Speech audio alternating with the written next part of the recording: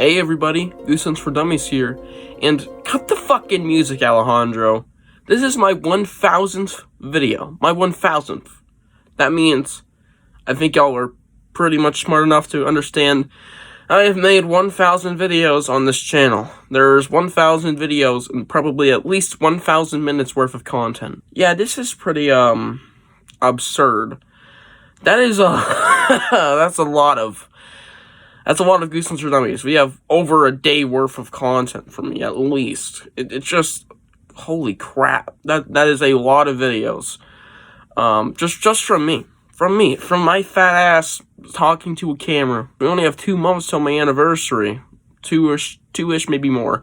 And it's just crazy that I've been able to do this. So once again, thank you for 1,000 subs, now 1,000.5k. And thank you for letting me do this. 1,000 videos, that's really absurd.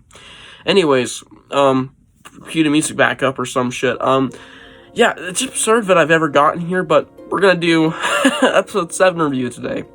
As dumb as that might be, we're doing an episode 7 review for our 1000th video. It's kind of lame, but whatever. I think you'll want to hear my thoughts on this episode because it's a pretty controversial one. So let's get straight to it.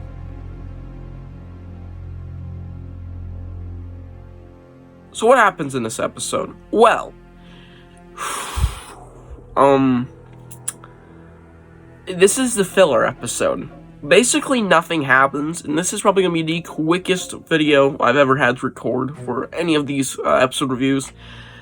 We open up with our characters realizing that, oh no, Harold Biddle is Nathan Bratt. Big reveal! None of us knew that, even the viewers.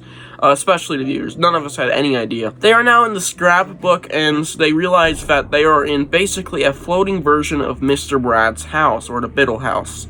All the lights are working, everything's fine, but they're just floating in the black abyss. I don't know what to say. It's like the black abyss from the movie House. It's really weird. We then see Harold Biddle and Nathan Bratt's body, texting all the kids' parents, since they're obviously not going to be home for a while. Their bodies are just like, he texts them bullshit, like, I'm staying at Lucas's house, or James's house, or yo mama's house. They all buy it because they're fucking stupid. Spaghetti emoji. Anyways, all the kids, they're now trapped in this world, and yeah, we really get nothing from them in the whole episode. It basically goes nowhere. Meanwhile, Nora gets out of the insane asylum, I'm just gonna call it that, and Nathan Bratt's in the elevator with her, and she's super confused what he's talking about until he reveals that he's Harold Biddle, which makes things a lot more complicated. Why would you reveal that to her? It's kind of weird. Does he just like reveals or some shit? Either way, let's move on from that. I'm just gonna get all the parent shit out of the way because this is like the main story of the episode. The kid's shit is the side plot. She goes home, grabs Slappy, which really doesn't make any fucking sense. Trust me, that actually makes like 0 fucking sense because apparently Slappy was buried in the mines, which is like something the parents are even going to later in the episode. We see some of the other parents trying to find him at the mines.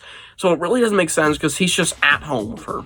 Apparently Slappy's literally just been locked away in her house. It's just nonsensical. I don't understand it. Her boyfriends or Margot's dad, they get in a little argument because he's seriously fucking confused about what the hell's going on, because obviously he's seen some shit going on throughout the season, like everybody's acting really weird, so he already is on edge a little, so he doesn't know what the hell's going on. He tries to talk to Ben, one of the other parents, and when he mentions the dummy that he saw Nora putting into a duffel bag, right before she left, of course, to go to the mountains, which we see in episode 8, yeah, he also runs off. Great day for Margot's father. Ben also takes James's mom and nobody else, I believe. No, not really. And they go up to the mines to try and find Slappy, which is really weird because Slappy's not there. And I just realized, what the fuck is going on in this episode? They know he's not there. Ben goes in the mines while James's mom wakes in the car. And Ben, Isaiah's dad, in case you forgot, he's in the mine, specifically the area where James, the real James, was locked in a hole for about a week. And he gets confronted by a clone James. There is a surviving clone from episode 3. And yeah, he's all dirty and shit. It's actually pretty dope, I like that. And yeah, he tries to lock Ben down there, but Ben easily gets out, and he comes to see that he is now attacking his mom. His mom caught on very quickly that it wasn't the real James. and she's pretty much used to this weird shit anyways. She already saw the goop explosion, sort of. She got aftermath. And I'm sure she got a small explanation from James. They defeat the clone James, and now they're on their way to probably the mountains to follow Nora, and also probably to grab some more parents. Meanwhile, Nora's up her way to the mountains, and she's being followed by Nathan Bratt, of course, Harold Biddle. And she doesn't know it yet, but yeah, she is on her tail, and she stops at a gas station to get some gas, and yeah, he's just chilling there. And she then leaves. That's about it for the parents' plot. Now let's go back to the teenagers. That was literally it for the parents' plot, and that's like the main plot of the episode. The teenagers quickly realize that Nathan Bratt, the actual Nathan Bratt, his soul or conscience, is in the scrapbook with them, or the GYG dimension, whatever the hell it is. They're spelling all kinds of crazy shit, until we come to the worst scene in the entirety of the show. This is hard to top. The independent woman scene, if you know what I'm talking about, where all the characters just say dumb shit and have dumb decisions, and there's like just one, or there's only the male characters in the scene actually are fucking sensible. Or at least Isaiah and Nathan Bratt. I'm not gonna talk about it, but either way, it ends with Isabella going down into a deep dark hole. She's literally just lowering herself into the abyss because there's a tiny shine of light down there. She goes in it, and she is now in the school. Only it's back in 93 now. And as she explores, she goes to the auditorium, and she's on the stage, and she sees a bunch of dummies. Now, from what I'm gonna guess, this is all the souls that have been taken by Slappy, as he makes people turn people into dummies. We've seen it twice now in the show. Trust me, we're gonna see it again. Yeah, this is where the souls must have went. They must have just been transferred here, or this is just like a representation of how many people he's gotten, which is kind of creepy to see that he's done this many people. It's enough to fill in an auditorium. That's pretty creepy. Anyways, Isabella runs. She goes back up the rope, and yeah, when she gets up there, she and Isaiah almost kiss. Almost. During that, Nathan Bratt hit his head on the wall, which kind of revealed that Nathan Bratt found a way to actually get back into the real world, kind of. Every time he gets hurt, he gets put back in his own body, and I don't know where the hell Harold Biddle goes. He's just like, whoa, who's in control of my body now? Sorry, my other body, the body I took over. So the kids basically get all slap happy, and keep slapping Mr. Bratt out of the fucking scrapbook, which is really weird sounding, but yeah, that's kind of how it works. And yeah, every time he does this, he tries to take the opportunity to reach over and try to write them away out of the scrapbook. But of course, Harold Biddle, he was kind of slipping back in for different parts of his body, specifically his hand. Oh, fucking stop, you son of a bitch. Apparently this one hand is really able to stop this dude, because yeah, you really have to use your hands in your daily life, and it's showing how important they are, because if his hand isn't cooperating, it's pretty much impossible. And eventually, he almost kind of does it, and he throws the scrapbook into the fucking pond, or little puddle of water. And they're at the gas station, mind you, so there's a lot of onlookers, and yeah, they're pretty confused, but yeah, he accidentally kind of does it, or does he? You don't really know until next episode. And yeah, the scrapbook, it gets all wet, and the kids fall to the floor. So basically, that whole episode is pointless. There was nothing that this episode added to the story besides, oh yeah, so Slappy, now they're going to the mountains. It's just, what? This makes things even more confusing, and it's obviously a filler episode, because nothing really important happens. The only thing important, people find out that Mr. Bratt is Harold Biddle. Okay, that's about it. That is literally it.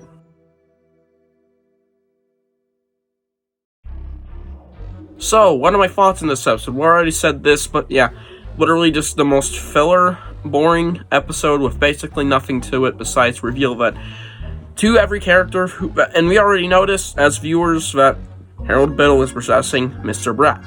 That is basically the point of this episode, and that is like it, and it happens very early on when people start figuring this shit out. So yeah, there is nothing really good about this episode. I thought that there were some enjoyable scenes. Mr. Bratt's scene where he is fighting with Harold Biddle, who is controlling his hand, I thought that was pretty good. I really enjoyed that part, and it carries over into the next episode's cold opening, since it is a very cold episode. If you haven't watched it, what the fuck are you doing? Go watch it right now. Review coming probably tomorrow, or sometime soon. Yeah, it's just bizarre as fuck, okay? It is very bizarre. this episode, that they went this route of this just having no purpose. There's so much they could have done in this episode, and it's called Give Yourself Goosebumps, which is my next big complaint. It's just like, why? Come on, just do more of this fucking episode. For it having such a fucking promising title, Give Yourself Goosebumps. It had nothing to do with the GYG books. These motherfuckers down here, let me just flex my best ones, you know, some of my rarest. These motherfuckers, they are Give Yourself Goosebumps books. They exist. They have a purpose. They're very entertaining. They're notably one of the most fun Goosebumps spin-offs of all fucking time. And you know what? They just titled it that for no fucking reason. I'm sicker than dog shit, and I'm surprised I'm even able to fucking argue like this, but this is just ridiculous. It makes me so angry. Even if the episode came out about a month ago now, a month and a half, it's just ridiculous. Why? Fucking why? I think we can all agree that is fucking stupid. They decided to make it, you know, called GYG and not have anything to do with the GYG books. It's kind of an issue you're gonna see with episode 8, 9, and 10. Yeah. 9 less because, you know, it is kind of what it says it's to be, but it really doesn't feature that a lot. And the other 2, you'll just have to wait and see what's so disappointing about them, because the titles are a little misleading. Anyways, that leads me to my rating, because those are, like, the biggest issues. Besides it just being boring, there's when it is, like, actually having plot stuff, nothing's really that great besides the James clone, and, of course, Mr. Brat getting out of the scrapbook and throwing it in, fighting for a Biddle, you know, throwing in the water. It's a beautiful scene. Beautiful, beautiful. I love both scenes in there. Everything else is just boring as shit. This episode's gonna get a pretty low rating. I'm gonna give it a 3 out of 10. I'm fucking serious. This is a pretty low rating for such a hyped up episode. Everybody was hyped for this one, like, seriously. I was, like, out of this world when I was about to watch it. And after I watched it, I was just left, like, that was okay. And, of course, you know, upon rewatches, I've watched this episode about 10 times. Because, you know, it's me, Goosebumps for Dummies here.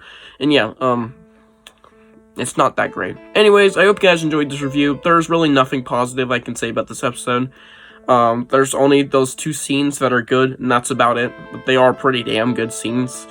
Yeah, I hope you guys enjoyed this episode review. Check out my Q&A special, and I'll see you guys in the next one. Bye.